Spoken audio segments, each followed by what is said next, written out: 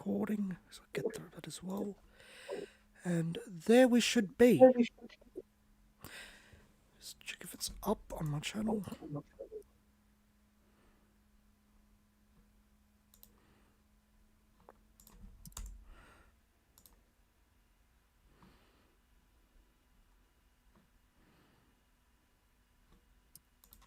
Yep, there it is.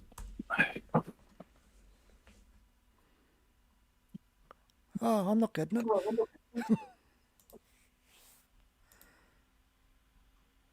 Would you mind posting a link in the chat? I mean, in the Discord. For some reason, it's not coming up for me. Just in like general. Here we go. I got it. Oh, okay. For some reason, it took me a little while to get it. Just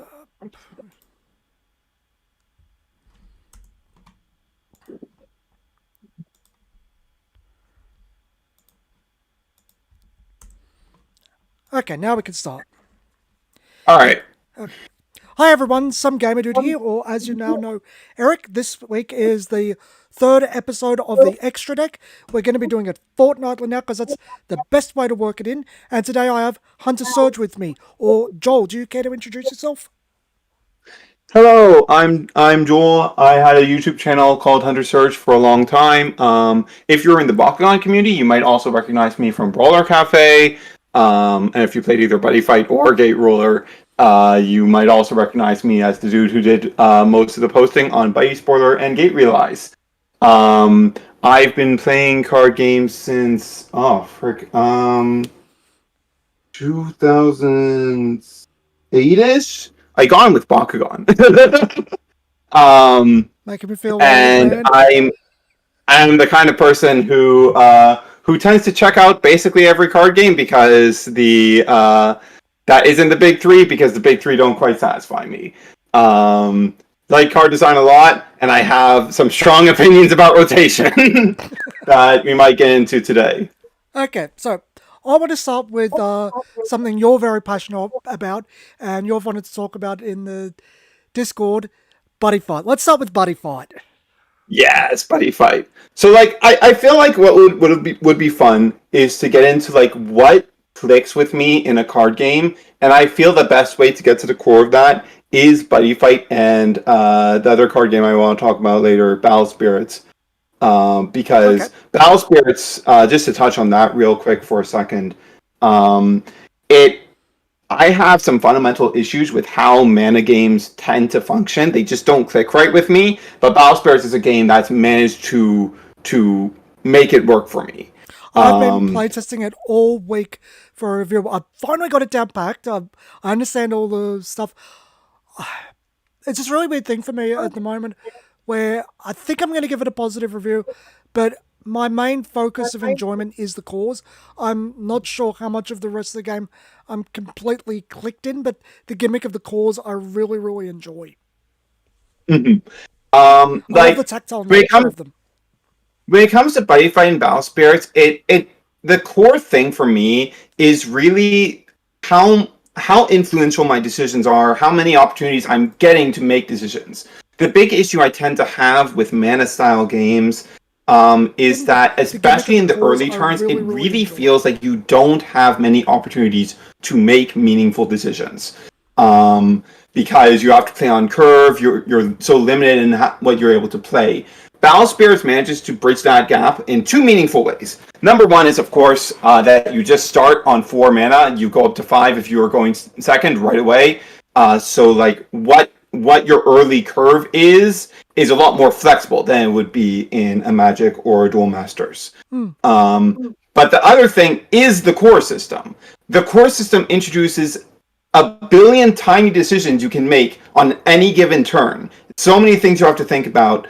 And how that interacts with the level system, and how that interacts with how you deal with removal. Like in Battle Spirits right now, there are two main types of removal you have to worry about. Number one is Red's BP-based removal, which you are able to dodge by leveling up past certain BP thresholds. Yeah, like the main one right now.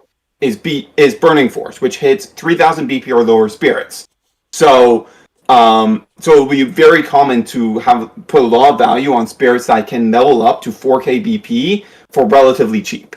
And the other is purple, which just removes stuff by removing cores from your opponent's spirits. And the counterplay to that is obviously instead of going as wide as possible, you put more than one core on each of your spirits. And there's just like a lot of little things to think about in any given moment in Battle Spirits, and the way you're able to use the cores on your spirits on the board in the flash step to play spells and interact with your opponent, maybe at the cost of sacrificing some of your spirits, leads to some really cool play lines that I really, really enjoy. You know something? I will say I really enjoyed two things I didn't bring up. I did really like the burst mechanic. How it's basically traps from Yu-Gi-Oh, but it's really its own beast because we only have that one slot. Is there anything that deals with face down burst cards yet? No. And to my knowledge, there isn't, even now, 15 years deep, there isn't that much in Japan either. What you tend to get in the Japanese game, from what I've seen, is cards that, like, during this effect's happening, you can't activate burst and response, which isn't necessarily a design space I'm a huge fan of, but, you know. Hopefully we don't go there with Saga. There are certain design things that Saga has very intentionally changed. Like the entire armor keyword in white functions differently than it did in Japan. Yeah, in Japan, that keyword is just this spirit is completely unaffected by effects of that color. Instead of can't be targeted. Yeah, I do understand that from a development standpoint. This is very similar to how Kaijudo worked, I guess, back in the day. I didn't play Kaijudo because it wasn't released here. But they basically got a do-over for a lot of things. And from a design aspect, I can fully say I'm suffering right now from the ramifications of some decisions. Introducing a new keyword to make set cards free to use, so that have that opening, which really should have been the opposite way around. But I do feel that need sometimes where you get that knee-jerk reaction, and it's like, wow, I really wish I could do that with hindsight being 2020. Yeah. So I definitely understand why they changed things. That one of the other things with Battle Spirits that's really cool, Battle Spirits Saga, is that the Soul Core and the burst mechanics never existed at this low of a power level in the Japanese game. Like, burst was a mechanic that was introduced like 3-4 years in, and Soul Core was a mechanic introduced like 6 years in. Oh, well, because they feel so intrinsic to the base design, I would have thought that was something that the game started with. Yeah, no, they were introduced rather late. They were like the main gimmick of new anime seasons. Oh, hi, Jason. Got a chat. Yeah. Yeah, and it's been really cool. Like I went through around this time of Set 1's release, I went through and I figured out, okay, what original cards are like all of these arts coming from, and what original effects are these all pulling from? Most of the time, the art and the effect is actually from different cards. Oh, that's interesting. But what I noticed, this is mainly because early Battle Spirits art features a lot of bad CG on cards. So a lot of the early art looks really bad, so they didn't want to use it. But yeah, I get that. But something I noticed is that like a lot of cards are the same. A lot of the cards that use Soul Cores in Saga are the same as original cards, except those cards were a bit too strong, so they just brought them in and gave them a Soul Core requirement. You especially see that a lot in Purple with a lot of Purple's draw effect. And that actually leads into the other thing I quite liked. I really like the idea of using the enchantments, the Nexus cards, to lower cost because they don't need cores on them. Yeah, I really got smitten with that quite quickly. It's basically like, here, unless something can deal with it, here is a permanent cost lower. Yeah, exactly. And they're playing with that quite a bit more with set 3 that's just coming out, where they're revealing a cycle of 2 cost nexuses for every color, as well as a spirit for each of those nexuses that can search it, and in some cases play it for free. Oh, Um, that's pretty cool. well, not search, but like Bandai search, check top X. Yeah. That is something I've really come to appreciate out of the Bandai games. I find that especially going back to Vanguard more recently, the amount of search effects that tend to happen in a given turn in Vanguard or Yu-Gi-Oh is just cumbersome. It's not about the power level of that searching. It's just that having to shuffle my deck that many times in a turn slows the game down so much. Because with Battle Spirits, when you search the top X, are you putting them to the bottom or shuffling afterwards? You're putting on the bottom every time. Oh, I so don't think there's a sky. single shuffle effect in Battle Spirits right now. Yep. So And you see the same in Rush Duel and basically all of Bandai's games. yeah, I do see the logic in that.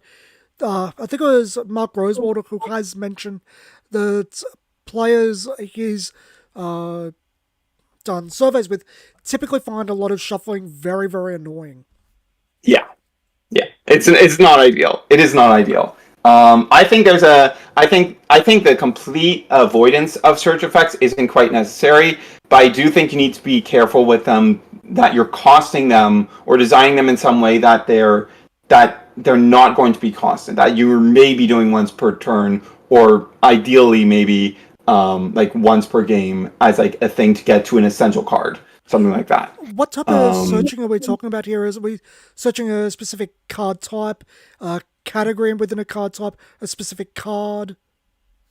Well, because my issue here mainly lies with the amount of shuffling, it doesn't really matter. Oh, no, I mean, well, what is Bandai typically doing? Oh, to my knowledge, Bandai doesn't really do direct search effects. Um, they, as far as I've seen, like in Digimon, in One Piece, and Battle Spirits, even looking at Japanese Battle Spirits, there isn't a lot of effects that directly search. It tends to be check top X. No, what I mean is the target of the search. Let's say, is it the Oh, difference between um, look for a spirit card, look for a red spirit card, look for, I think it was a Star Dragon usually, spirit card? usually it's limited by like trait or color. Okay, That's the sort of thing you're yeah, typically seeing. Yeah, yeah. So it's a bit, it's even more, it's open, but it's still closed off. yeah. Yeah, I like those type of top X effects because they make really good incentives to build decks around a theme.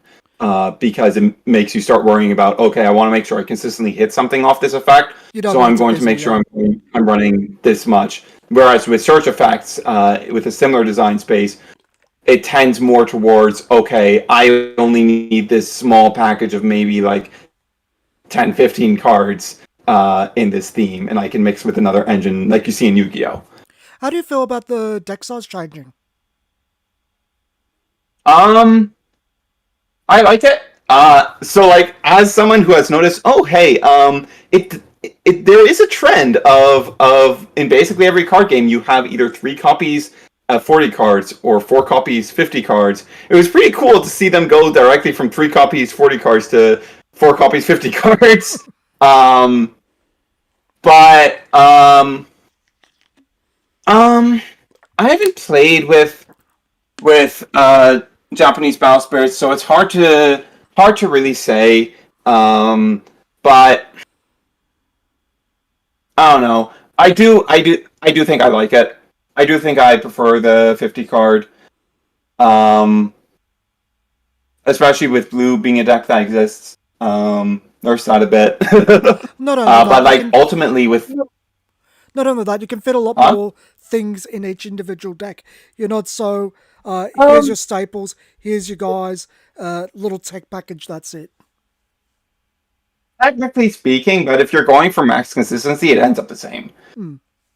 Um, Max, like if you have as many cards as possible at max copies, 3 copies 40 cards and 4 copies 50 cards is basically identical. It's both of them are around 13 unique cards. Oh, yeah, yeah. But what I'm saying is,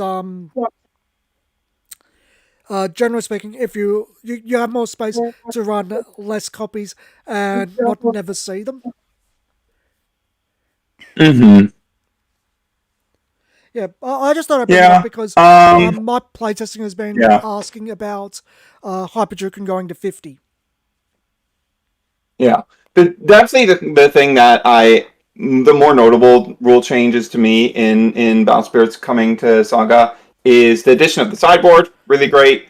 I particularly enjoyed that they let you go 10 cards above your normal main deck size, and you can side down. This is a concept that Buddyfight actually also had, and I tended to do it a lot. I would tend to run like 52 card main decks and only an 8 card side deck, so I could just side down out the extra 2 cards and do stuff like that.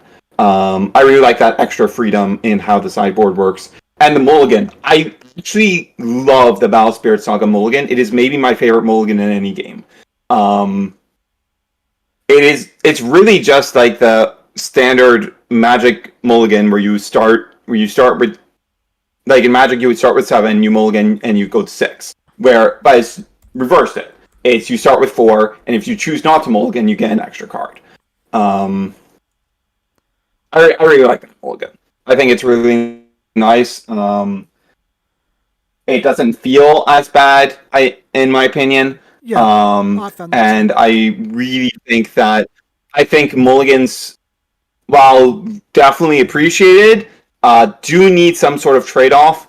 And I think modern Vanguard with the Ride deck has itself in a bit of a sore spot with consistency because of its super generous mulligan that the game no longer actually needs because of the Ride deck. Oh yeah, BC Droids mentioned the overwhelming amount of consistency in Vanguard before. I actually I don't know how I feel about the Ride deck myself because I always feel very uncomfortable with what I choose to discard. Yeah. I see Yeah. why they To introduced be honest, that. the Ride deck doesn't actually. Here's the thing. The Ride deck doesn't. Why does the Ride deck have discarding? That's a real question. Why does the Ride deck have discarding? The Ride deck having discarding would make more sense if it was being integrated into an existing format to keep it at parity with normal riding up, but it's not. So there's no real reason why the Ride deck actually needs a discard. I'd agree with that. I personally appreciate it because I personally love to play Grand Blue style decks in Vanguard because I really enjoy the feeling in Vanguard of setting up my drop zone using game mechanics like guarding and Soul Blast and stuff like that. I really enjoyed that gameplay. So I personally enjoy the ability to use my Ride deck riding to set up my drop zone. Yeah, I think decks like Orpheus But it's also really not benefit from it necessary. too. And Breath Yeah. Saga, they both definitely benefit from the Ride deck netting a discard because, but that's also the thing. Those cards are also designed with it in mind, so they're counteracting it. Mm-hmm. So it's like Yeah. you could have done something else if you didn't have the discard. Yeah. Yeah. I don't think that discard is necessary, and man, Vanguard. I think Vanguard is spiraling towards another reboot. I think that's inevitable with how much they keep hiking up power. It really feels like Bushiroad has learned absolutely nothing. It's unfortunate. But I should actually talk about Buddyfight. So there's a couple of specific things I want to talk about Buddyfight, inspired by the conversation in the last episode of the Extra Deck. The first one is I have an actually completely opposite opinion on the buddy system. I think the buddy system being low impact is actually really essential to its appeal. To me, a big part of the buddy system's appeal is that you can use anything as your buddy, and it doesn't really affect how optimal your deck is. Like, the buddy system is so low impact that in early buddy fight, you would see some tops where people were just running some monster that they really liked that might not even be from the world that they're using as their buddy, just because they like that monster. And that is what the buddy system exists to do to me. It's not something that I think should be focused on. Should be an actual mechanical focus. It's actually funny you say that. Are you familiar with Alternative Souls? I've heard the name before. Okay. So it's a game that comes from Force of Will's creator, Eiji Shishido. It's, yeah, you've talked about this before. Yeah. It's funny you mentioned that because one of my close friends, Glorian Fanboy from the Discord, he really, really got up in arms about this in terms of that game's design. He thought every card should be, because they're characters from another game that people like, should be able to be your, I think it's called captain in it, because it uses a lot of football references. I should say American football. Yeah. Okay. Yeah, so I have definitely come up against that argument before, and I see the logic in it. It's like, you really like this character. I think for Buddyfight, it's more, I don't see what in the game would change if the buddy didn't exist. Well, nothing would. Nothing would. Nothing would. It's totally just there for flavor. Like, it's 100% just there for flavor. I was a person who, when I was playing competitively, would super optimize for my buddy. Like, I would do stuff like in Kaiserion, which is the big mecha deck. It cared a lot. It had a bunch of cards that cared about having your life be 6 or lower. So I specifically chose to run my buddy as Mac Braver, which was a monster that you would call from hand during an opponent's attack to block the attack.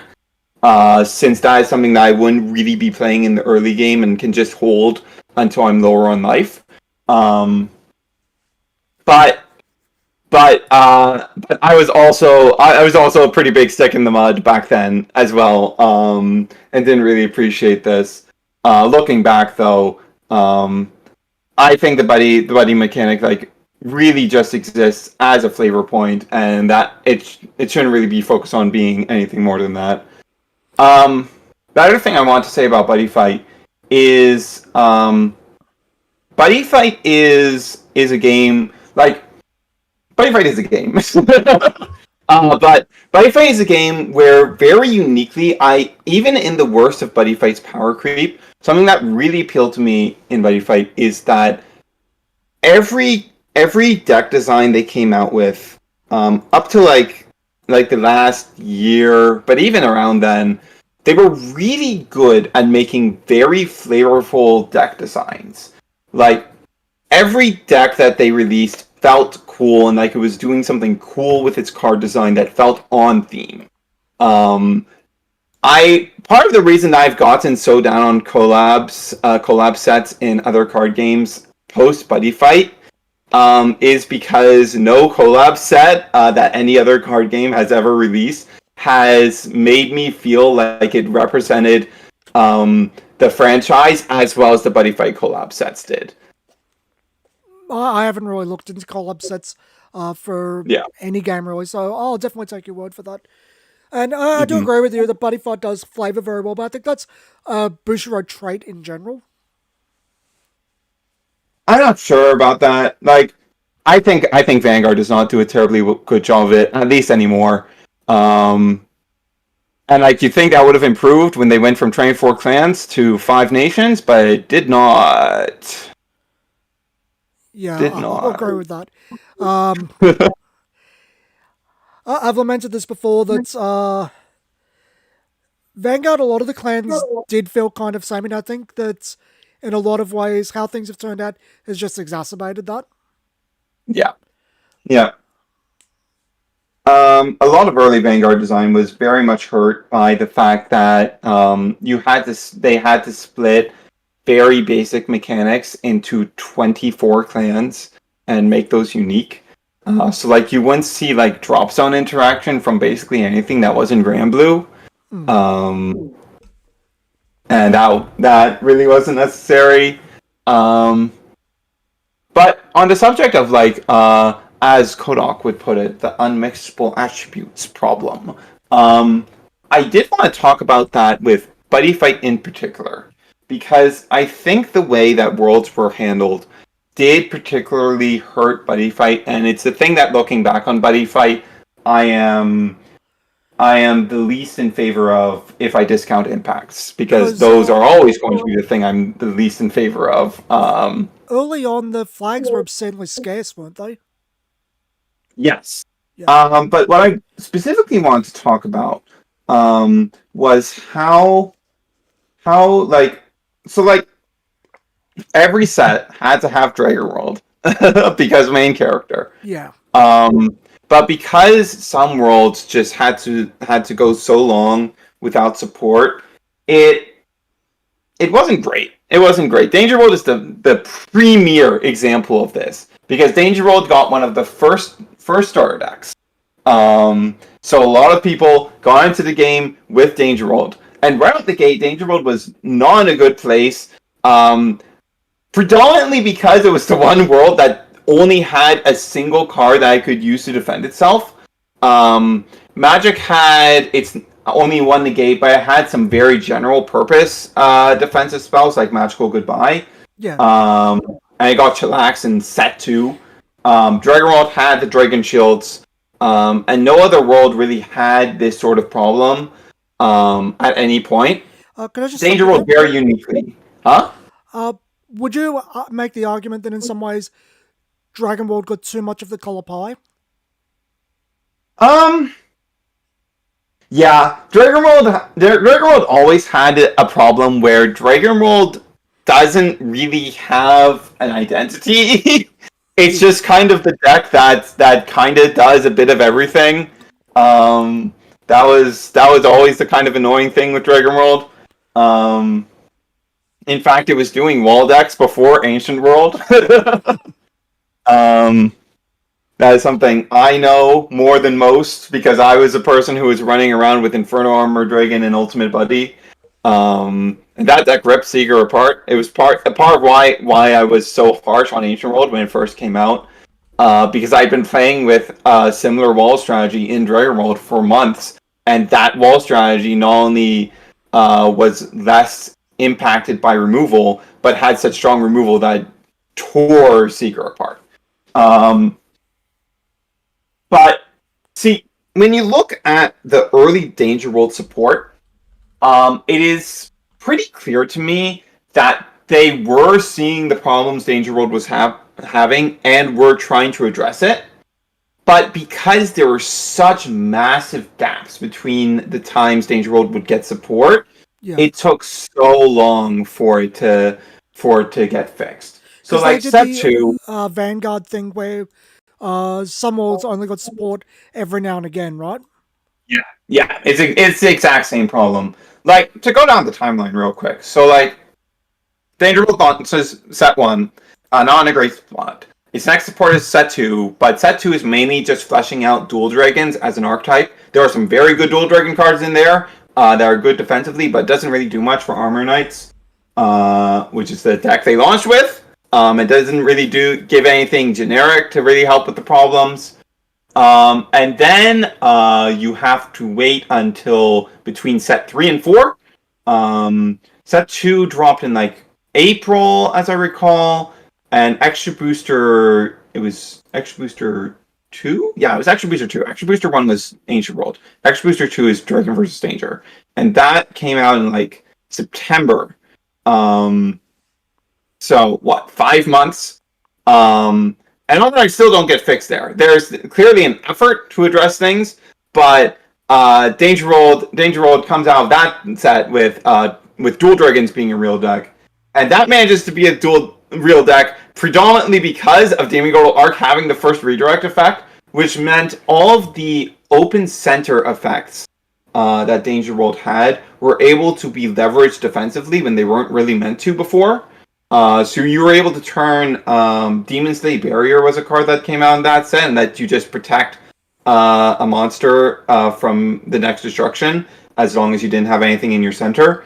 And thanks to that, since you could just combine that with Demon Girdle Arc, it just gave you effectively 8 negates. And then after that, you have to wait till, oh god, 100 Extra Booster 1, which is in June of the next year. So that's, how far out is that? That's about 9 months. How prominent 9 was it months. in the anime, its user? Huh? How prominent was Danger World's user in the anime? Oh, after he came back around the time the Extra Booster 2 support was being shown off, he stayed in the anime for the rest of the first season.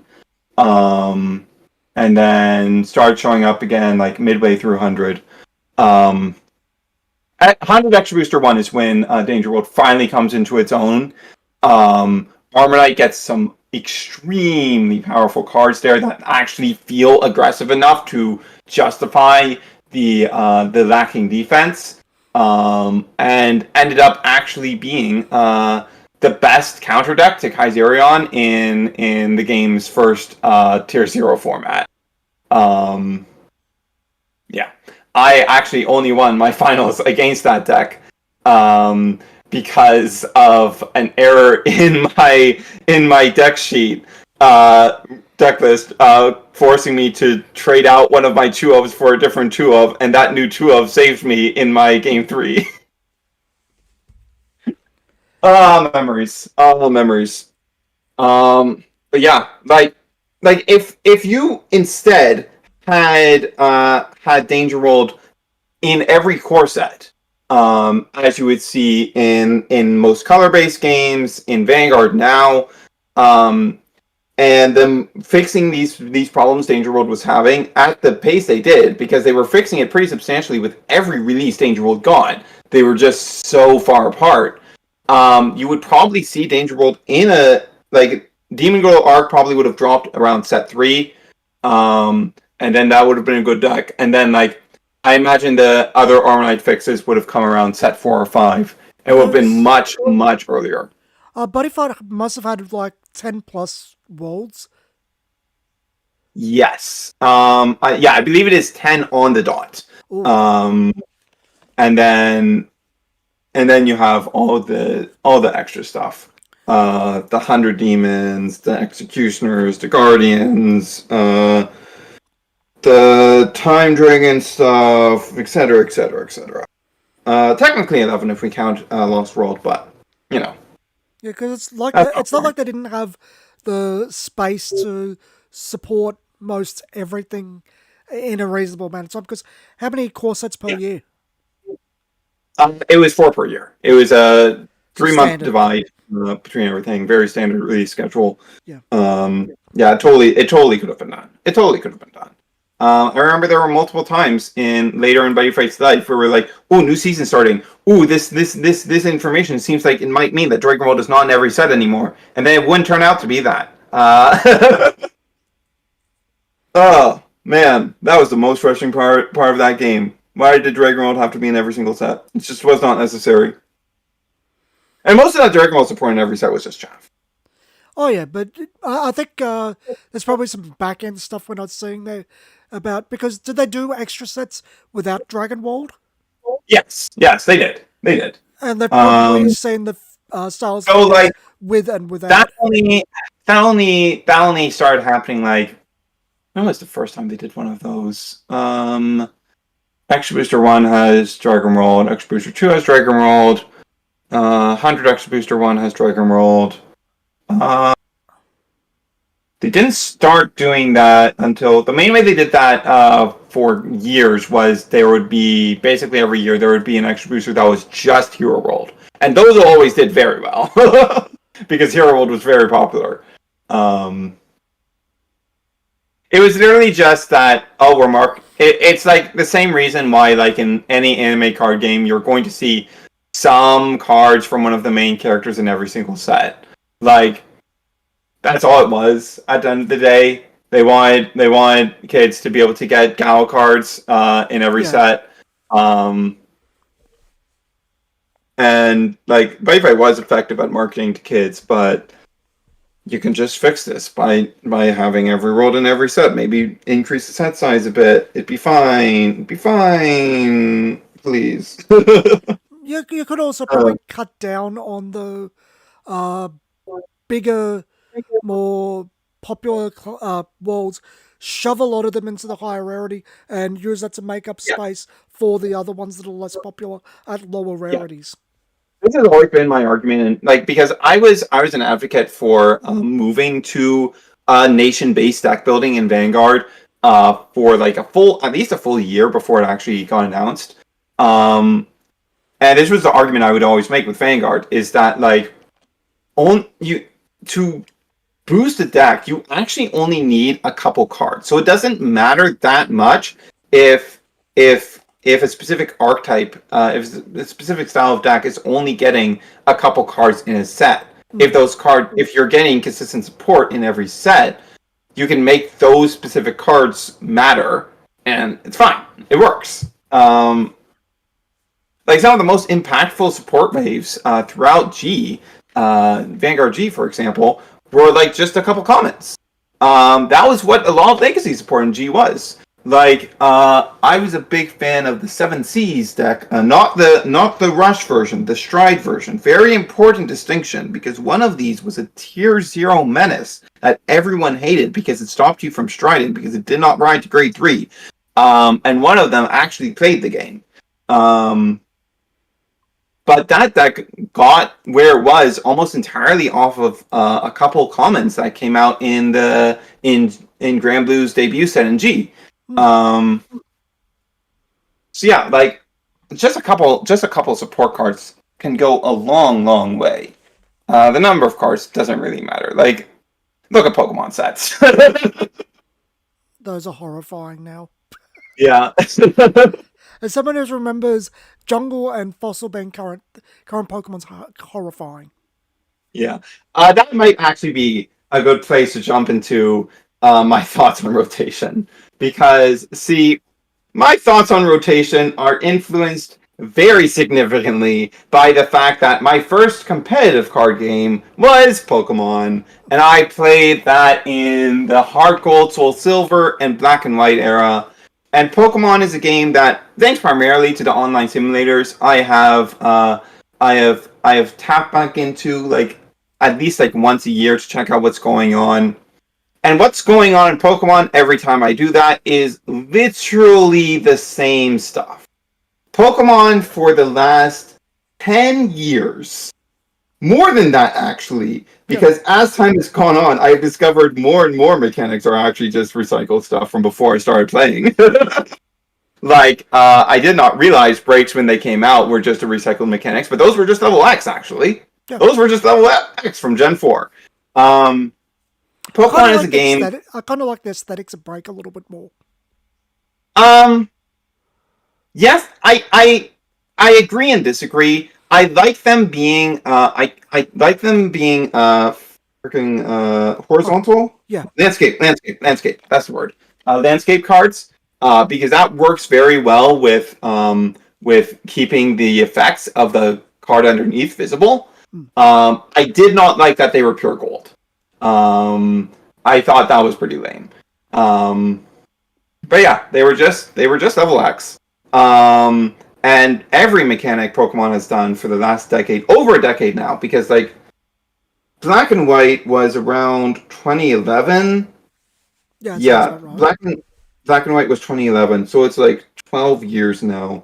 One thing I appreciate with current Pokemon is that they've stopped pretending. They just use the same names now. Like, instead of having a renamed Pokemon EX, they've just gone back to the original capitalization of EX from Gen 3.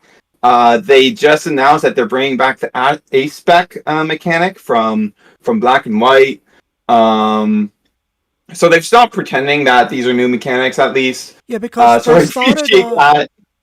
They started reprinting old cards with updated values, didn't they, as well? Because I remember seeing what was basically verbatim Neo for Alligator reprinted. They've done that for a while. Like, they would tend to do that a lot with trainers. That's where it would happen most of the time. Oh yeah, and I've seen Pokemon it's happening to too now. Yeah, yeah. Like Pokemon is a game that doesn't use rotation to put out new ideas, and it absolutely does not use rotation to balance the game because Pokemon's power creep has never stopped. Pokemon's power creep is ridiculous, and it spiked the moment they started doing this recycling stuff. Pokemon is a game that the main reason it actually uses the current stuff is very intimidating. Yeah. Pokemon is a game that primarily uses rotation to slightly refine stuff. Like, double colorless energy doesn't get printed anymore. Right now, they have a card that functions like it, but reduces your damage by 20. And you'll see a bunch of stuff like that. You'll see, like, slightly tweaked stuff like that, while the actual main power level of the game goes up and up, forcing you to continually get new stuff.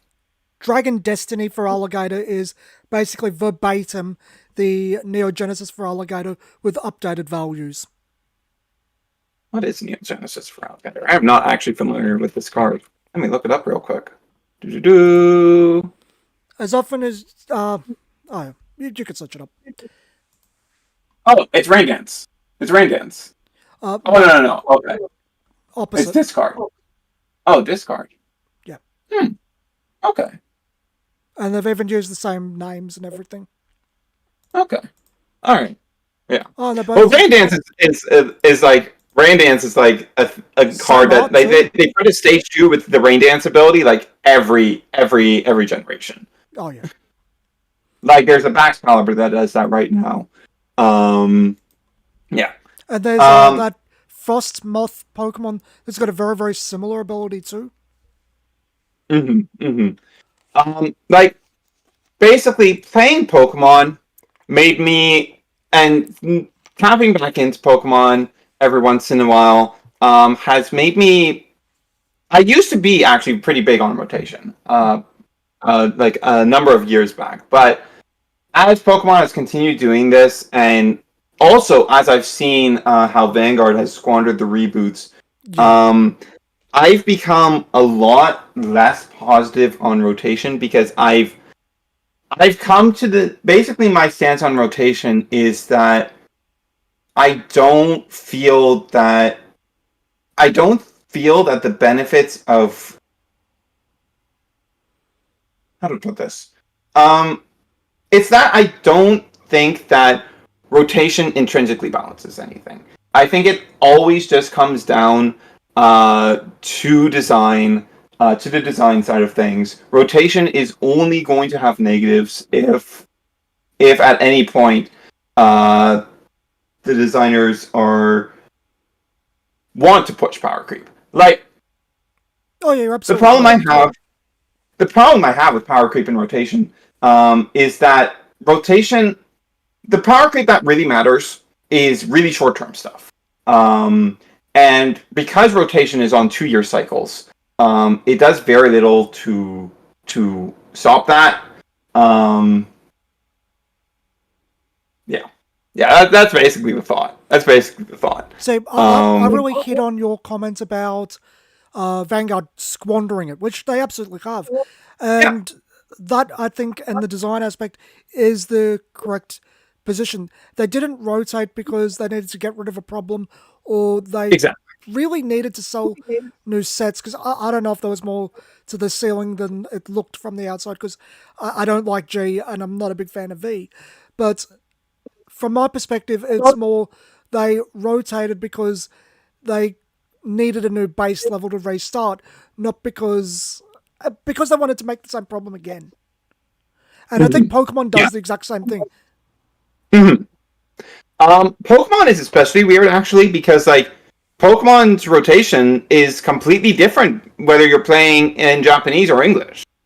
Like in Japan, how it works is it's actually more like Vanguard. Every generation, the card pool just gets completely empty, and you start from square one. Huh? Didn't they change that recently? Maybe? I seem to recall them changing to the Western system, but I prefer the season system. Yeah. It's Because back to, I think, the first podcast's video with Jeff, he was talking about pre-modern Magic and that being a closed-in block of time. And I think older people that enjoy these older games, and this actually relates to the topic I want to talk about today, can appreciate those closed blocks of being able to go back to them, know what you're experiencing, and it's not just here's new stuff, we're gonna ruin your game for you, here's new stuff. yeah. There's been a lot of that in Yu-Gi-Oh too, like Edison getting really popular. Edison's a real cool fun. I like Edison. Edison's like the platonic ideal of Yu-Gi-Oh's power level. I've really got to give it a go, to be It helps. honest. I just love synchros. It helps. I love synchros. Like I'm a weirdo who loves the extra deck. I think the extra deck is one of the coolest things Yu-Gi-Oh has going for it. Yeah. I think love more that cards should have been in the extra deck, and it should have been the extra deck from day one. Like Ritual should have been the extra deck. Like the thing you were talking about with like the metal morph cards. Yeah. Should have been extra deck. Yeah. Yeah, absolutely. Yeah. Extra decks are really cool. I like them a lot. I'm tinkering with extra decks quite a bit. In my game design that is finally coalescing. Is a central point in that game, and a lot of the color identity is wrapped up in how the color particularly interacts with the extra deck. Yeah, so I am a lover of the extra deck. Yeah. But to give my own 2 cents on rotation, mm-hmm. see, I'm very much of two minds. I definitely do see the point of, well, you're just going to power creep anyway. That power creep is effectively rotation. What is the actual point of this? But on the flip side, I do kind of see the argument for if it's effectively done, you can clear out issues. But at the same time, it's not like you can't go, okay, we introduced this card type. We're not going back to it. It's a problem now. We're just going to push it out. I do think there is actually the space. It might be annoying to some people, but I think you can effectively say, okay, we made mistakes. We're being upfront with it. This stuff, we're just going to push it out. Here's a more balanced replacement idea. I think Magic's done that a few times, recalibrating keywords. I think that's the proper way to do it. And also, like, I actually think despite having issues with how Vanguard is squandered it, I am actually more I like the reboot style a lot more.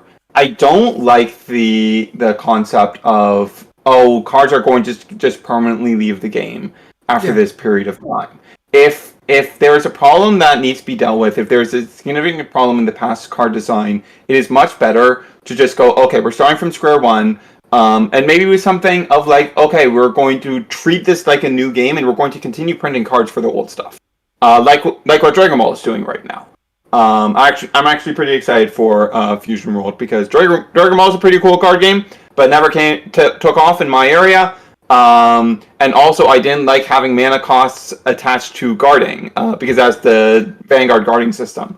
It had mana costs attached to guarding based on how much shield value the card had, and I never really cared for that system. And they're ditching that in Fusion World. So I'm actually pretty excited to see how that goes. Yeah. And like when you look at when most card games started rotation, it is usually a situation of like, okay, there's some problem stuff in some of these sets we've printed, so we're just going to implement rotation, and the initial cutoff point for that rotation is going to cut off all of those cards. And that ends up kind of important to like selling rotation. Like, I remember when Shadowverse implemented rotation, people actually got excited for it because like, oh cool, Dimension Shift and Rhinoceros, which are annoying OTK cards, just instantly left the format. Yeah.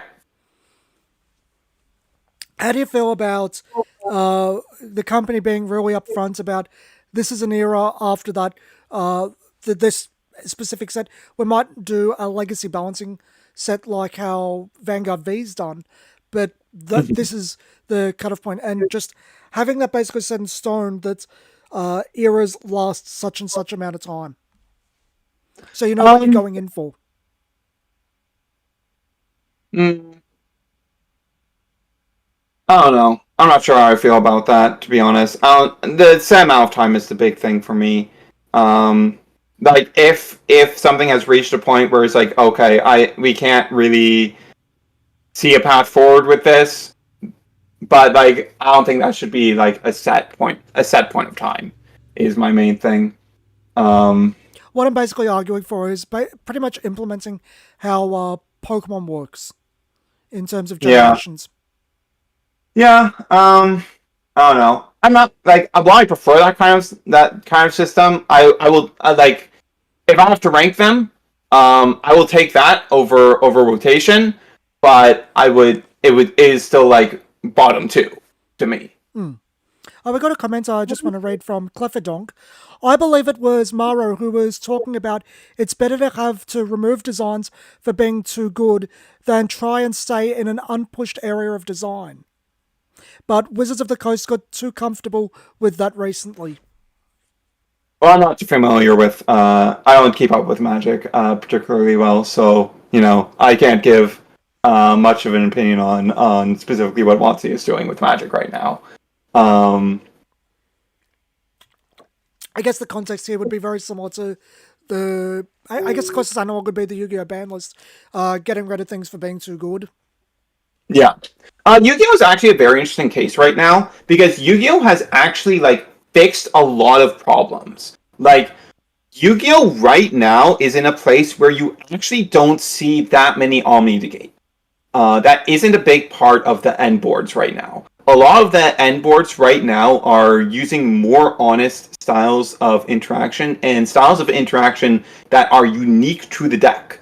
Um, so it's in a much healthier place, and it's been in several years. And it's really cool to see. It's really cool to see that power creep can be used for good. Oh, well, I've made that video before. Yeah, yeah. Yeah. Like it's very cool to see come to fruition because like in Buddy Fight's last year there was a point where it looked like Buddy Fight might be able to make a similar move, and then the second wave of support for the deck that was looking to do that came out, and it was just the same old nonsense. So it was really unfortunate, but it's really cool to see Yu-Gi-Oh actually follow through on that concept. It's really nice. It's really nice. I appreciate it a lot. I'm actually interested in keeping up with Yu-Gi-Oh! How it's sewing through at the moment because of all those Mhm. sets that just aren't moving. I think Yeah. it gets to a point where there's potentially a real worry for Yu-Gi-Oh's safety as a game, and I never I thought I'd think be in a position seeing any of the big three in that position. yeah, I think what's going on with Yu-Gi-Oh is that Yu-Gi-Oh is running up on the limit of pushing out product constantly. Mm. Like this is something that I've gotten real sick of in card games and have moved almost exclusively to card games that use a traditional one set per 3 months or longer schedule, like Battle Spirits. Because I'm sick of metas not getting to develop because they're over in a month or less. Yeah. Um, and I think that's what Yu-Gi-Oh is really running into right now. That and from to my knowledge, I don't believe the OCG is running into this problem either. So this might actually be something cultivated by the way the TCG has treated rarities, using the necessity of a competitive card to push product, instead of making the base versions relatively easy to obtain, and then having higher rarity versions for every card that are the actual money cards, as you have in the OCG. Um, so like that results in the what that might be resulting in right now is because some sets are missing on having a super staple that demands that price, and people are willing to pay that price. Then those sets end up flopping, and when you're releasing a set like every month, you're going to get more and more of those. So from my perspective, I also wonder how much price point and sales velocity has to do with this, because you have to also remember Yu-Gi-Oh has gone up in price. Well, all card games have, and how much is that interfering with who can actually afford to keep up? Yeah, yeah. Because Yu-Gi-Oh is a cool game, though. I just wanted to talk about this for a second. One thing I really appreciate about Yu-Gi-Oh is how frequent regional level events are for Yu-Gi-Oh. Like, I've been getting back into Yu-Gi-Oh recently, because a lot of people in my friend group play Yu-Gi-Oh, and I like Yu-Gi-Oh well enough. It doesn't have any of the number of actions, number of decisions I can take in a turn limit that problem that I have with Magic and the games of those style. So like, Yu-Gi-Oh is appealing enough to me, and I really appreciate that. Like here in Ontario, Canada, where I am, there's a regional every month. Then there's YCSs like every couple months ish, something like that, like more than once a year. And that rules. That rules. It's really cool to see a card game leverage it how big it is to have constant events. I think that's the best thing about Yu-Gi-Oh. And then you have Pokemon in the exact opposite boat. I'm a bit knowledgeable about this because I'm considering playing Pokemon VGC. Because I consider Pokemon VGC a better trading card game than the actual Pokemon TCG. And you get one event a year, one regional level event a year in your area, and also it is over $100 entry. oh, It's bad. It's not good. And like, I'm glad I'm playing VGC because the TCG events just sell out instantly. Even at those price points. So that's frustrating. I wish Pokemon had more frequent events. It would work better with their whole championship point structure too. It would work better for people who are only able to play at local events. If they had more frequent regionals. But yeah. I remember back I really like playing that. competitive Pokemon, and it was very, very, very scarce. We had people coming from other states to play in our cities, though. Yeah. Also to touch on that VGC comment a bit more. VGC is like competitive doubles Pokemon is like it's even singles really. But like team building is deck building. That's what it is. Competitive Pokemon is building a very customizable deck. And in particular, the official formats with their format of you bring your 6, but you only pick 4 for the match, creates a feeling similar to sideboarding. So in my mind, VGC has a very similar appeal to a TCG to me, and I enjoy VGC way more than the actual Pokemon TCG. We got a comment here, another one from Clefadonko, I think is going to be our main commenter today. Do you guys think that new games should start at a super low power level on base, such as early days of Yu-Gi-Oh, where vanillas were just creeping vanillas monthly, or should you start at a higher complexity like Battle Spirits Saga? I definitely prefer nowadays. Like I think back then it made sense to start more basic. But I think nowadays it makes a lot more sense to start at a power level where like it feels like most cards are doing stuff. Yeah. Yeah. Yeah, I think I agree. I am a person who like feels that vanillas are fairly important regardless. Because like I feel it is important that your combat system feels good and works good and matters. Like by far my biggest problem with Yu-Gi-Oh is that the combat largely just does not matter. But yeah. I didn't really have a thought on that beyond that. Yeah, I think starting at a higher complexity like Battle Spirits does is generally better nowadays. because card games aren't in their infancy anymore. Yeah. If your combat is complex enough, you can do that. And to be fair, original Battle Spirits totally did do that. But Saga starting the way it did probably was influenced greatly by the original Battle Spirits experience in those first few sets. Because what happened with those first few sets is it was just, okay, I'm gonna flood the board with cost zeros and cost ones. And I'm just gonna win. Yeah, but I think also their hindsight, they know when the game gets really enjoyable, because I'd say that Vanguard V and D probably learned from the original Vanguard that the limit break era, I should say the second limit break era, the Link Joker block, was probably when that game really hit its stride. Yeah. I do feel that D especially started at a much higher power level than even that. Like it felt like mid G or maybe even mid V in power level. And that is part of the thing with the squandered potential of those reboots is that they never, even V, I never feel really had a low power level. And by the end of V, and D has now also reached this point, they were at a higher power level than G ever was. Really? Yeah, yeah. Like these last, so the current set is like just finished revealing, and the previous set, like there's a lot of turn 3 kill decks right now.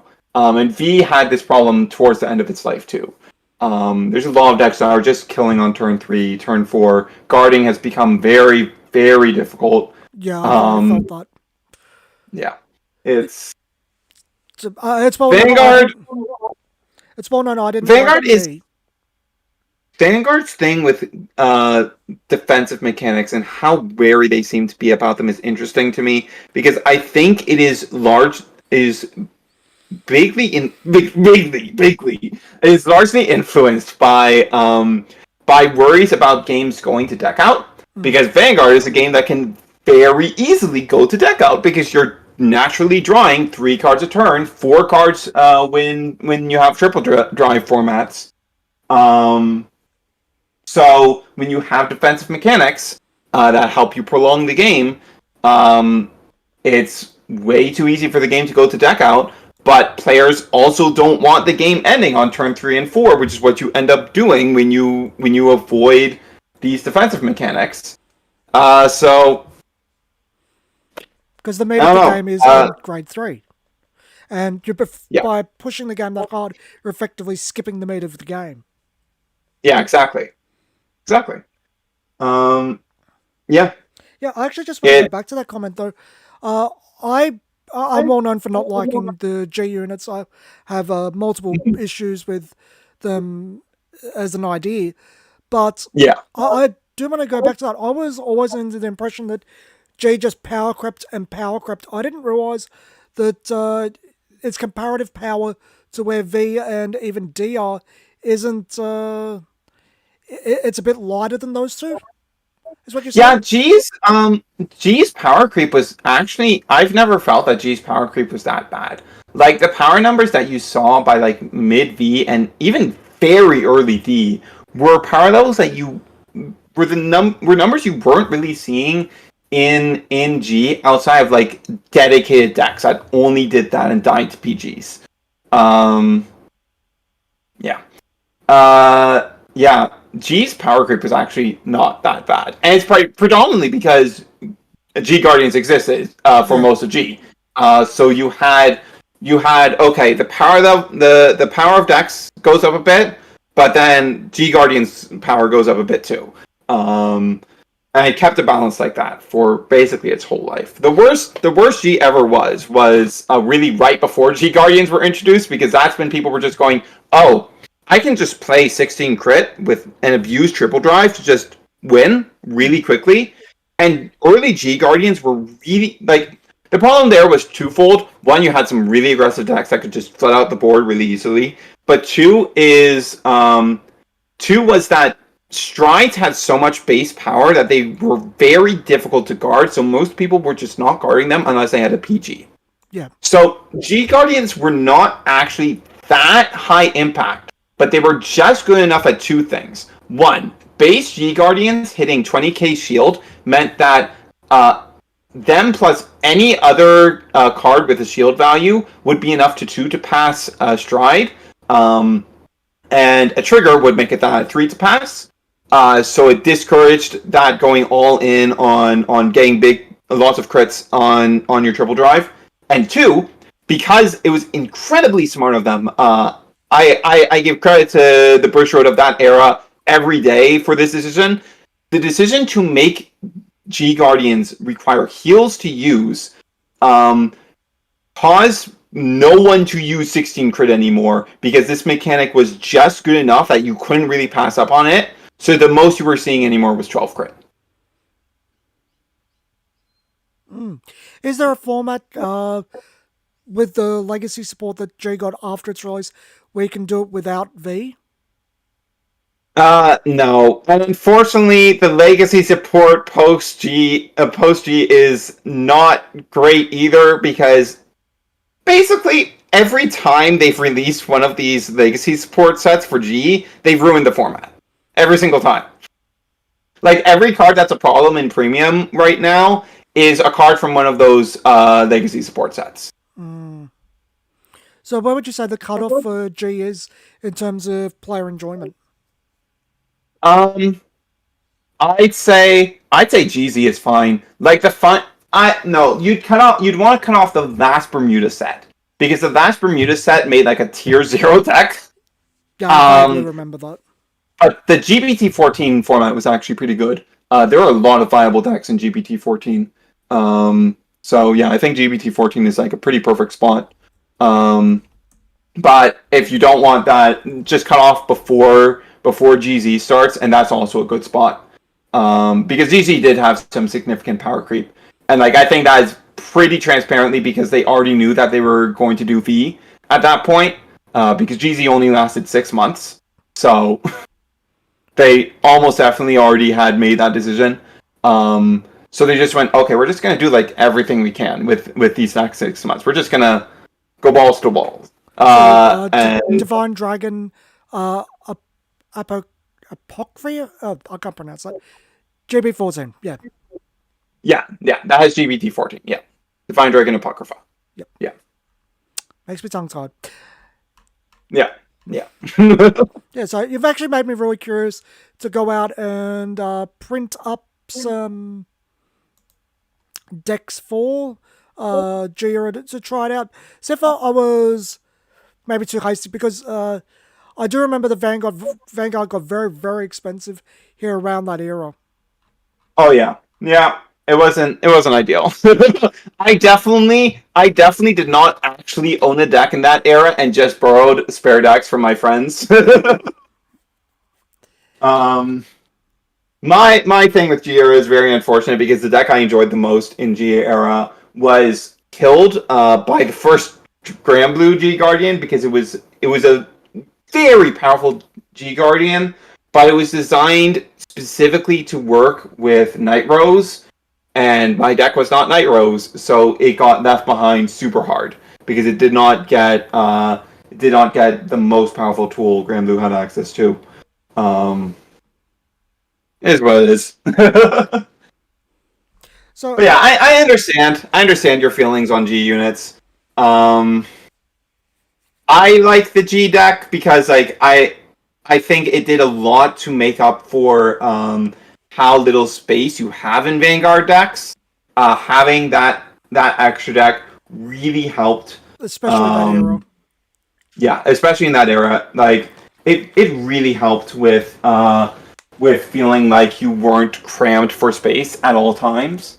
So I appreciate G era a lot, but I'm sure there's ways they could have pulled it off.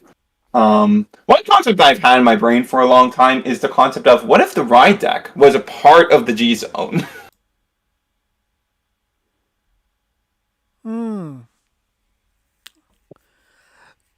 So, like, because I think a lot about how would you go about implementing the Ride deck in Premium or V Premium, because like I like those formats a lot more than I like standard format and Vanguard, but I really hate that they don't have the right deck.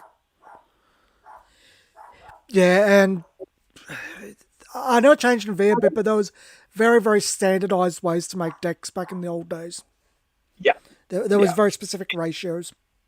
yeah, yeah, yeah. Not great. Not the greatest. Yeah. V didn't really change that. You would have thought it would have given more freedom than it ended up giving in D, but orders, and putting PGs back outside of the triggers um, made that not quite happen, unfortunately. The orders to me Um, feel like they were introduced at a block too soon. orders orders just don't fit in Vanguard to me. Um, like, okay, orders either needed to only exist with the Ride deck, but like I think orders need shield value. Mm. I think orders not having intrinsic shield value makes them clash with Vanguard's core design. Um, because like the appeal of the guarding system to me is okay, everything in your hand helps you survive. To kill you, your opponent must go through your resources as well. Um, and orders being a whole class of card that some decks, including the deck I would theoretically enjoy the most, being built around orders, really sucks because you end up with like uh, typically like 8 cards out of your deck just not having shield value, and it's not great. It's not a great feeling. Yeah, we go back to what I was saying about the discard for the ride deck. I think that's where you get cards like Orphist that it clearly promotes discarding it for the cost and then bringing it back. Sorry, say that again. We go back to that argument about the ride deck from earlier having a discard cost and cards such as Orphist discarding the wards and then for the ride cost and then bringing them Yeah. back on the grade 3. Mm-hmm. So it essentially means it's a free card of sorts. Yeah. Yeah. But yeah, I like the set orders a lot. I like the arms deck quite a bit. The blitz Oh, the orders arms deck feel is like so. a waste of space for me. They feel I like they're like the not strong arms. enough, and it's just like, why did you bother with this? I like the arms deck because it gives me a free 10k shield every turn. That's a good reason. Okay, so a comment by Sojima MX. They scared of the ride deck. I say better break the format more. It's kind of stale right now in premium. So, like, there is reasons to be scared of implementing the ride deck in premium and V premium because in V they printed a lot of cards that did really powerful things, specifically when rode on Vanguard, that were grade 1 and grade 2. And making those super consistent is real scary. But like what you could do is you could literally just go, okay, your ride deck can only be cards from D era. And then you get the choice of, okay, if I have the card I really want to ride in hand, I'll ride it. And if I don't, I ditch cards, I ditch a card, get to ride up, and I don't get great stuff. Might also be the space to make an extra set that just has a ride deck for every clan. Yeah. Yeah. Although, Oh right, yeah, and the other thing with orders, I got reminded of by Sojima MX in the chat, is the once per turn limit sucks on orders. It really limits the blitzes you can use because they printed a blitz order that it's a PG, yeah, I've heard of it. but if your opponent is a triple drive, it's free. You don't have to discard, and you can only run per deck. So that gets in the way of running any other blitz orders because if you need to use both of them in the same turn, you can't. You're screwed. And similarly, any deck that revolves around set orders tends to have a bunch of cards that go, you can play a set order from your hand because that gets around the once per turn restriction. And Yeah. maybe you should just not have that restriction if you're going to have to do that all the time. I wonder if there's anything that they felt too scared to take it away. I can't really think of anything, to be honest. Most of the orders are individually pretty low power. Like, there's maybe one, like, I can think of, like, one from Wellstraw that's, like, basically an upstart goblin. But also, I don't think it really matters because it's Wellstraw and that deck kind of sucks. So I think it would be fine. I don't know. It definitely wouldn't keep up in the current format, that's for sure. That is for sure. So I want to go on to something else that's something that I think about a bit, Yeah. and it involves you. Okay. Gate Ruler. Okay, Gate Roller. Yeah. Yeah. So I'm still of the opinion that it is a better buddy fight. I agree in some ways, and I disagree in other ways. But you've played it a lot more than I have, so I am actually really curious about where you think it is not. So the main point there are two main points I actually disagree on this on. Point number one is the size system. I think the size system is a really cool way of balancing a limited field. It is a really cool way of balancing low cost or free cost monsters by making it so, like, okay, these are both size 2s. You can't have them both at the same time. And I really like that system. The other system I really like and I miss in Gate Roller is the center being a trade-off. You can have something in the center, but if you do, you can't attack through the center. I really liked the idea of that trade-off, and it was very flavorful. It felt really fitting for the idea of weapons, and you're choosing between I'm either fighting alongside my monsters, or I am hiding behind them, and felt really fitting whenever they had the attack through center items that hit for less damage typically, and they were like arrows or guns. I really liked the size system and how center worked in Buddyfight, and those aspects are missing from Gate Roller. But there are aspects from Gate Roller that I really like that don't exist at all in Buddyfight. For example, impacts don't exist in Gate Roller. That's pretty cool. And there's also the damage system. I like Buddyfight a lot, but I love Vanguard's damage system. I love heal triggers. I love heal triggers specifically because they make players unlikely to surrender. I like how Gate Ruler designs its triggers by leveraging the fact that they're only a limited amount you can run in a deck. So they make it something that, okay, cards with trigger when played normally are more powerful than normal cards, but you can only have so many of them in your deck. I like every trigger. I like the heals not caring about what your damage is relative to your opponents. Not being able to trigger the heal trigger effect in Vanguard always feels awful. Yeah.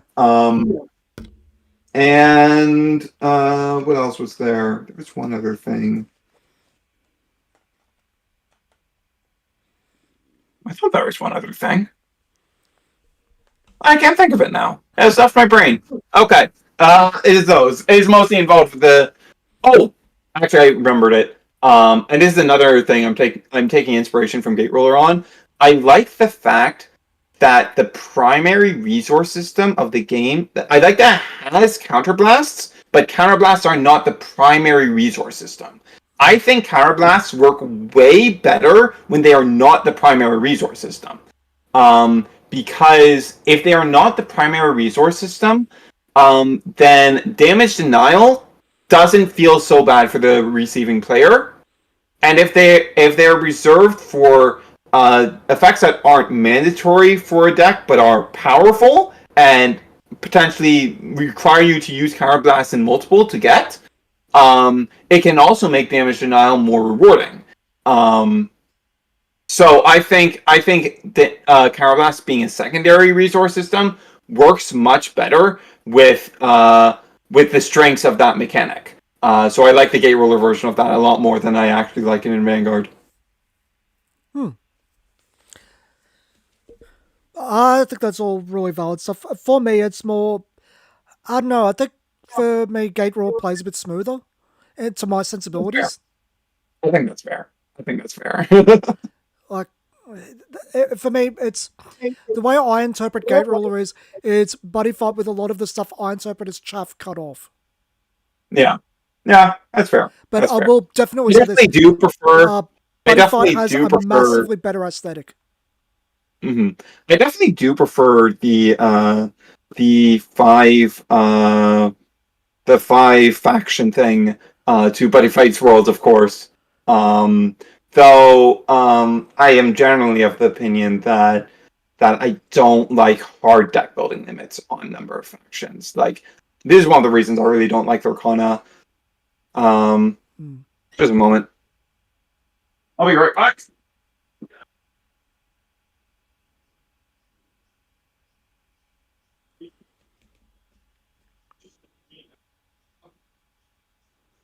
Okay, while we have a bit of silence, yeah, I like the aesthetics for Buddy Fight a lot more than Gate Ruler.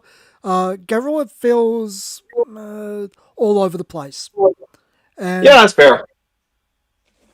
That's fair. I am back. My roommate just got home. That's all that happened. Yeah. Yeah. I appreciate that. Yeah. It might be. It's probably a consequence of Gate Roller reusing so much art. oh yeah, and I suspect that a lot is still going to be used in Force of Will. Yeah. Because Force of Will's art aesthetics have changed so much since Gate Rulers existed. Really? Yeah. Oh. It's like you can kind of look. Well, a lot of Gate Rulers also using art from the aborted Architect game. Force of Will uses a little bit of it too. But you can just look at modern Force of Will and you just think, wow, does that fit into Gate Rulers so well? It doesn't look like a Force of Will card. You know, this is something that has popped up in Battle Spirits actually, because Battle Spirits reuses some of the Xenon's art in Saga.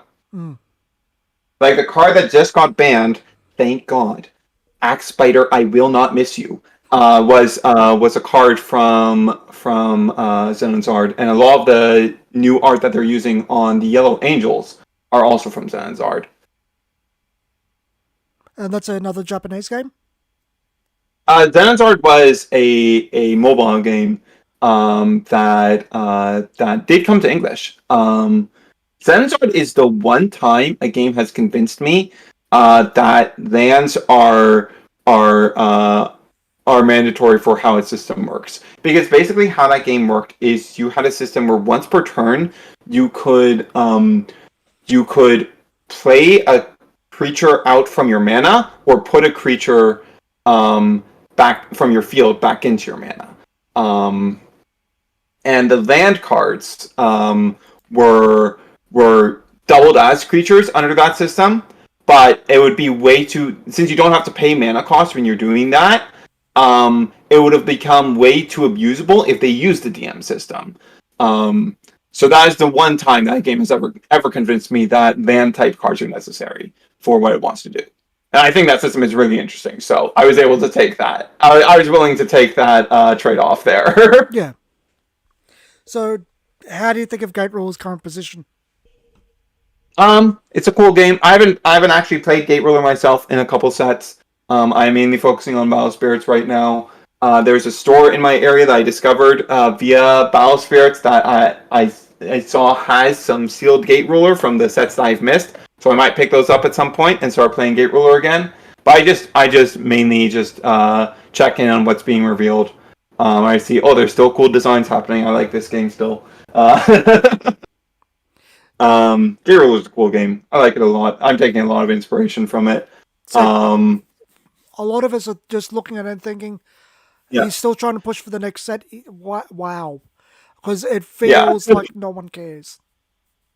Yeah. They come out like every 6 months or so, but they still happen. They still happen. I understand that. Yeah. So this is briefly kind of related to Gate Ruler, but I touched on something you said about Battle Spirits earlier.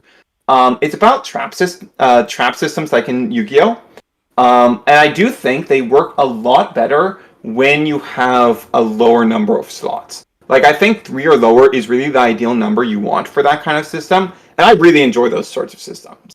The only reason I'm not using one of those systems in the game I'm currently designing is because I am using a Vanguard guarding system, and it feels very redundant to have that sort of system when you can just attach opponent's turn interaction effects to guarding cards.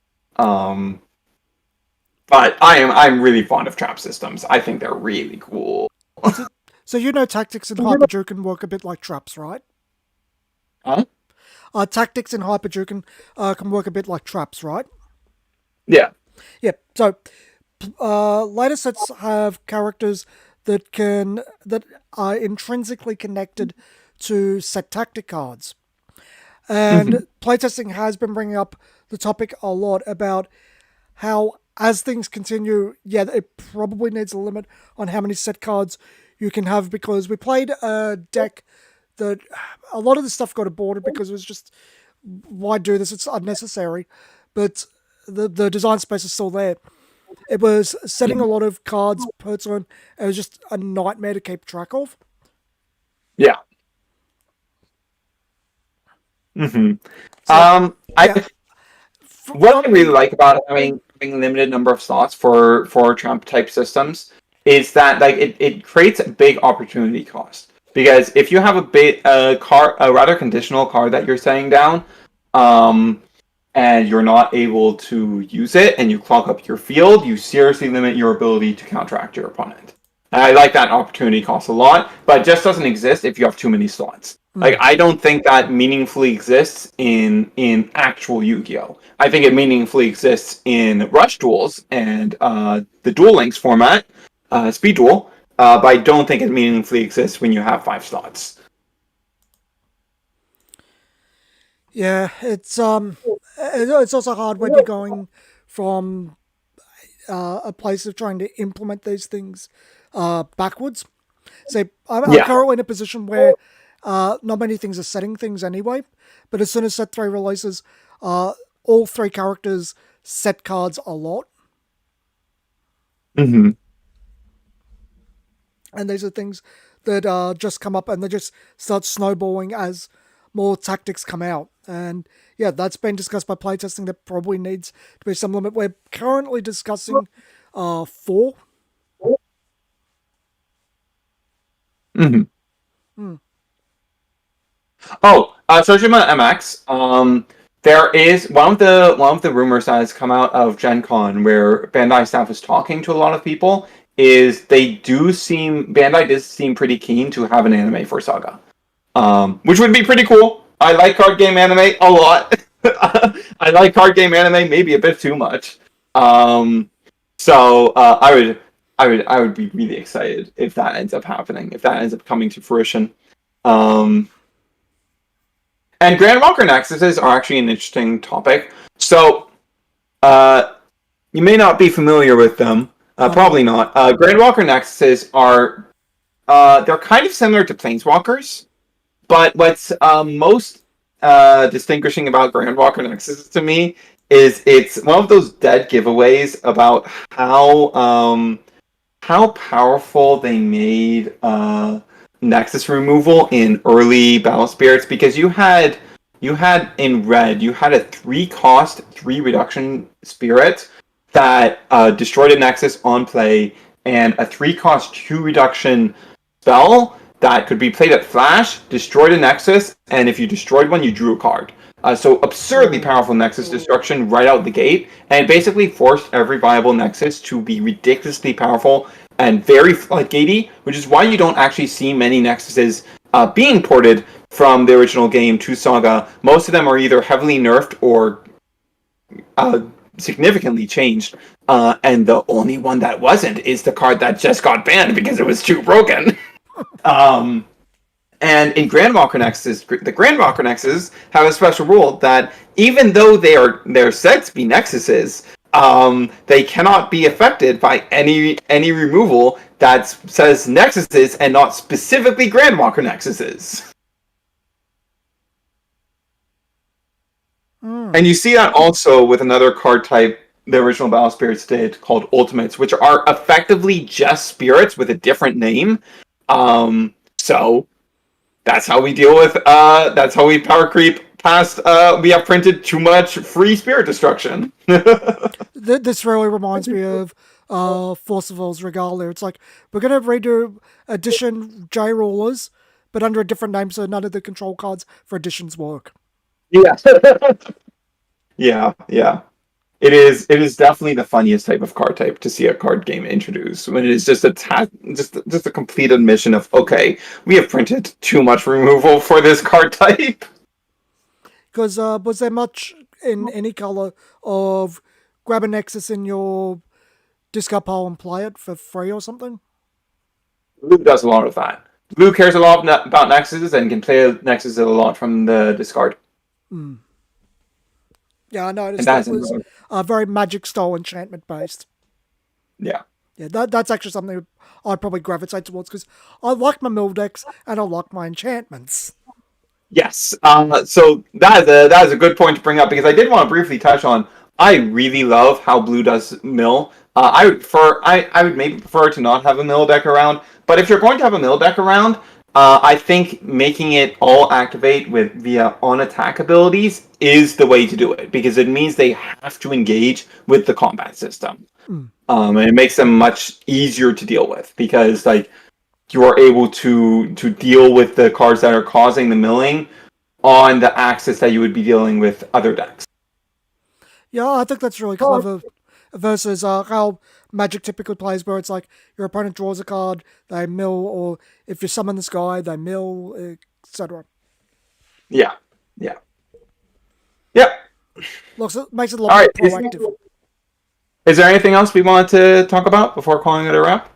Oh wow, it's only been an hour and a half. This might be the shortest one. Yeah, it's been an hour and a half. Okay, so there was one last topic. This was the main one I wanted to bring up. We talked about it very briefly earlier on.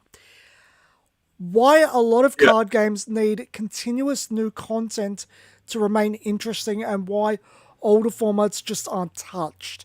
Because there's a lot of games out there that are dead, that are perfectly good, no one plays them. There's a lot of older formats for games that just no one touches them, really.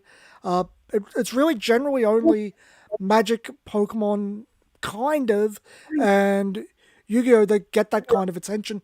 And then you see, say, Vanguard, no one's clamoring to play, say, English format 1 through 9 or something. And I think Vanguard in general is a game that if it doesn't have continuous new content, it becomes quite stale. I think a lot of it is really just size of the game. Like the games that aren't the big three, I think they just lack the player base to end up with a very visible community for historic formats like that. I think that's really what it comes down to. So that's why I bring up Vanguard specifically, because I have gone back to those older formats, and the first things that come to mind is, I'm bored, I love this. Back then, it's the exact same, but I've played it out. Oh geez, I'm bored, I want to do something else. Yeah. And Vanguard, even older Vanguard always had the problem of the deck out of the new set is the best deck now, except for Limit Break specifically, and Vanguard formats were just never deep enough to have a lot of exploration to be able to be done. Um, they've always been pretty solved pretty quickly. Premium is at least a bit different on that. It's not as solved and tends to continue to have like some exploration, like months into the last time they got premium specific cards. Like even when they're not touching any of the stuff that's coming out from the standard format. But yeah, like it's like it's a player based thing, but like it's also a thing of like some card games just do not have deep enough old formats. Like Yu-Gi-Oh has some historic formats, but there's a lot of historic formats that technically have been touched a bit, but just don't really see anyone enthused about them, and that's because there's not really anything to explore there. The format is the format. We know how this goes. But that's actually what I think I'm getting at ultimately is, are these older formats, and maybe these games in general, it's more the exploration from a player side that's what's enjoyable about them, not so much the game itself.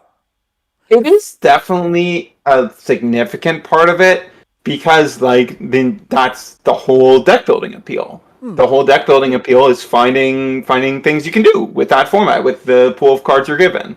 Um, yeah, Yeah, and like once you no longer have any reason to continue deck building in a format, some of the appeal inevitably gets stripped away. and that's where I think games where there's a lot more creativity in the deck building than Vanguard definitely have a leg up. This is why Yeah. I've mentioned this a lot of times before, that Vanguard would probably benefit from being more like a toy, a set product that you buy, than a trading card game, because it's very much designed as such, with a lot of chaff and the deck split up. But it makes me think maybe a true TCG like Yu-Gi-Oh, Magic, to some degree Pokemon, just is in its own way a better game. Yeah, I definitely do think that a part of it is that Magic and Yu-Gi-Oh lend themselves more to deeper formats by nature of being technically able to mix any card with any other card. Because when you have these restrictive game rules, what you are able to do in deck building is just way more limited, and as a result, the formats are just not going to have as much to explore. Yeah, this isn't me saying Vanguard's bad or anything. Just that Yeah. I think when you go back and start looking about, are these games worth playing after everything's said and done, if they can still Yeah. provide that enjoyment? Because base Pokemon through Jungle, there's very little to explore now, but it's still a blast to play. It's still really fun, and depending on the decks you're using, it can be more enjoyable or less enjoyable because you see different things. Vanguard doesn't really have that, and I think there is that separation between games of, some things can remain enjoyable for years to come, again because that deck building is there. I can go back to early Duel Masters and still have a blast playing it because there's enough meat there.